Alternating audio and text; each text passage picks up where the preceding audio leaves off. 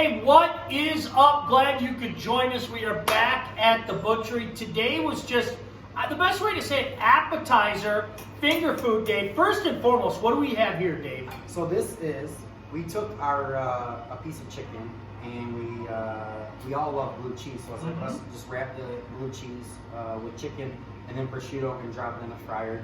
And make a little buffalo sauce. We had a chicken wing wrapped in prosciutto. And this came out of nowhere because we have literally been eating since we got here. An unbelievable lunch today, and Dave threw this together, and now here we go. And there's a hot sauce under here too. Yeah. If you like blue cheese, that's a winner right there. Blue cheese, chicken, a little buffalo sauce, and then What do you call them? well, buffalo wing wrapped in prosciutto. The Buffalo Bomber? Yeah. Whatever. As Julie walked away, she called it the Bluebird Bomb. Yeah, the bluebird bomb. Yeah. Oh, yeah. The Winnipeg Blue Bomber. Ooh. Number one, you better like blue cheese. Oh yeah, it's blue And- cheese forward, but it's nice. It's nice. Wow, that's great blue cheese. Wow, is that good? No, like a great blue cheese, you get that flavor, but it's not kicking you in the nuts and making you like crazy. Like, oh my God, that's gross. No, That's it should perfect. It should be sharp, but Yes. not offensive. Right? So today we've done a couple of things, and the cheese, meat is the star here, but the cheese has complemented so well. From that baby Swiss we had on the cordon bleu Yeah. to this blue cheese right here. Don't mind me, I'm doing it again. And this is all, like, watch the videos from earlier. This is all stuff you can do at home like that. Like Dave showed us, and this is stuff I'm going to try at home now as well, because it really is that simple. Boy, is this good. A lot of these items you can wrap these and throw them in the oven and bake them at a higher temperature, Yes. and they'll seal fine. Or you can have set up your own little fryer at home, right? Little pot on the stove. You could put them on your Traeger. Yeah, exactly. 4 or 5 quarts of oil in there, get it to 350 degrees, and boom, there you got your own fryer at home. And I think we mentioned it earlier, and we mentioned this a lot when we've been doing these things. Sometimes people are afraid of certain things. Yeah. And today we did a couple things that people may shy away from, but then when we did it, we did the cordon bleu, and it wasn't 10 seconds later, Dave, you go blue cheese and hot sauce. And you can do it. And with the London Broil, the London Broil, as soon as I had it, I loved that Swiss, and I'm like, oh man, pepper jack and jalapenos. 100%. Yeah. 100%. Start thinking about other ways to go. And then you just go for it, and then you taste it, and then you're like, oh my God. So a buddy of mine stopped in today and got that prime rib from you for Christmas. Get your prime rib here for Christmas. But why did he come get it today? He's going to experiment with it, get it right for the holidays, which is what we're doing here when we're doing things like this. We just threw this together. This is delicious. This will change 5 times before we get to the holidays. Speaking of holidays, how did your ham turn out? Do you hear that segue? That's supposed to be my job. I have no reason to be here now. He does the explaining. He's the host. See you guys later. No, get in here, get in here. Yes. All right. So Dave, when I got that Snake River Farms tri-tip from here, and I told you my wife said it was the best effing meat she'd ever had, right? Yep. After we got done with that ham, best effing ham she's ever had. Awesome. I put that dry glaze on it, which freaked me out. I've never had a dry one. Unbelievable. The one thing everybody took away from my house was that ham. My son, 3 ham sandwiches in the last couple of days. No leftovers left. Unbelievable. It's a good all-natural ham that we have co-packed for us. They're fire glazed. They have a little sweetness to them. There's just a nice fire going on. But like you said, you can add the dry rub, pack it on, and make it a little more sweeter, or and put it in the oven and crystallize a little bit, brown it up. And I always like to add, and we actually like to add how easy things are. I put that on my smoker at 250 and left it there. As I ran around, I did that turkey I wrapped, I did the stuffing, I did this, I came back, took it out, rubbed this, put it back in there. It was the easiest thing I did all day. I didn't sweat that. We always talk about we're worried about things. Yep. I didn't even have to worry about that ham. It was easy, and it was, again, you just can't get quality meat anywhere. That was an unbelievable ham. Unbelievable. By the way, I just remembered I have a bucket in my car that I have to give to you because part of what made my turkey, and Mike, honestly, I know I said this to you, my entire family made a point to say that was the juiciest turkey they ever got. I came on Monday to pick up the turkey. And your boy Rodrigo, come say hello to Rodrigo. He works here, does a great job.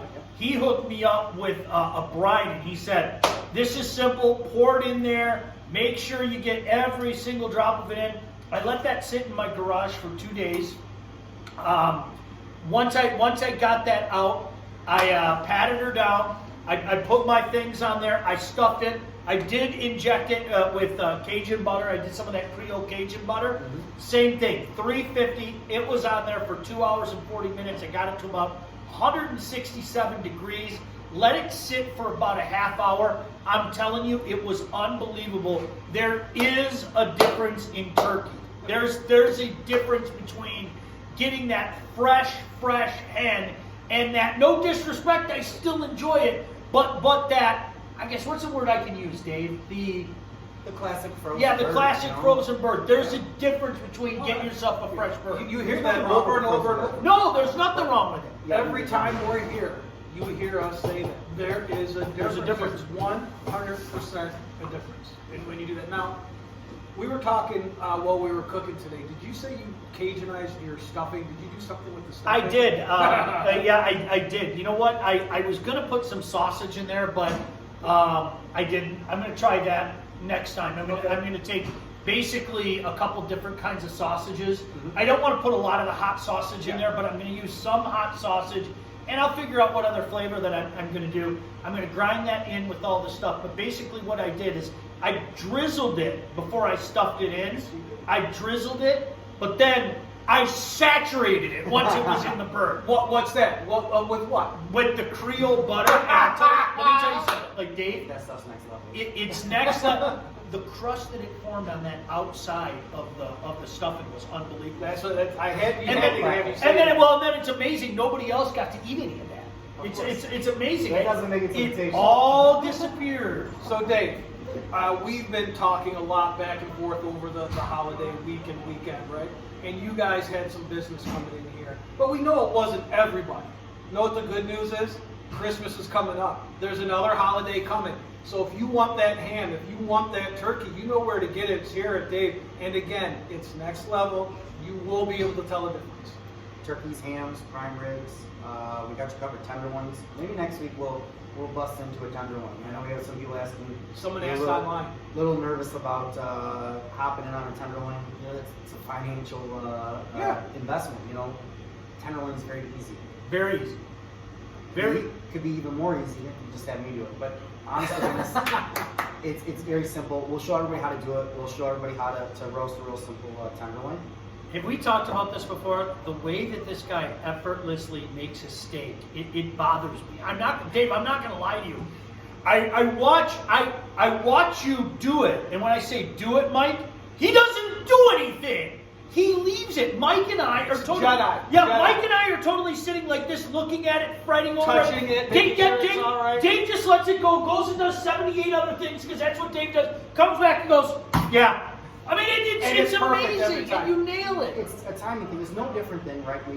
And I always go back to step one. You guys, what you taught me, the timing on the smoking, right? I'm a grill guy, a steak guy, you know, a restaurant guy, and I come, and you guys are teaching me a little bit more about, okay, Dave, you got to be patient. You got to think about, you know, this is going to take this much time, and this is going to cook at this temperature. You guys got all this down in your head, and I'm like, what? You know, like, slow down. No, speed up, right? Right, I wanna go yeah. fast. Restaurant, I gotta go. So slow down, and yeah, it's no different. It's very simple. It's just all the strokes. Right? How many times have I done it? That's all it is. It's so I'm used to it. No different than you getting on the mic, right? Calling a game. You're used to. You do it. It kind of comes natural to you. I think in a lot of ways. Yeah. Me, I've been stumbling through like I am now, right? This isn't what I do. He's not Getting in stumbling the kitchen. Trust me when I say this, and I know who it was. The beef tenderloin is so much easier. I get it, and Dave, I think you touched on it. It's the investment. People think to themselves, I don't want to throw away all that money. Yeah. You got this. It's easy. We'll go step by step. Yeah, Mike and I, early on, before you started doing things with us, lamb seems to bug people for whatever reason. Lamb just and brisket, and like I remember talking to our mutual friend. I don't know if he wants me to mention him or not, but when we were all over our house, he said, man, I just can't get brisket right. So what do? You just put your hands up and give up? No, you keep working at it. You'll eventually get it. And you've got to, we've always said also, the reason we've been at the butchery and we love the butchery is you and what you bring to this shop. Where you can come in. You come in, hey Dave, what am I doing with this? I saw that video, but what am I going to do? How much, how many per pound? Dave is going to hook you up. He's going to let you know. Anything I've nailed, if you've seen anything I do on Twitter or stuff, it's Dave. Dave has helped me through all of this. We appreciate that.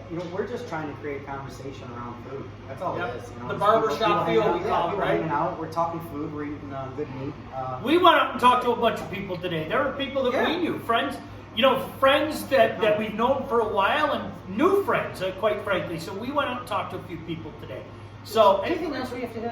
What did we do today? Do we want to review everything that we did in case everyone didn't see it from the London? Go watch the videos, you lazy ass. You heard it from me. I mean, it is out there. If there's a question, ask it out there. That's what the social media is for. For sure. We'll answer it the best that we can. 100%. 100% delicious. Yeah, great stuff. I love my lunch breaks. All right, we'll talk to you guys next week. Thank you, and hey, listen, come see this guy. He'll hook your holidays up. Bye. Oh.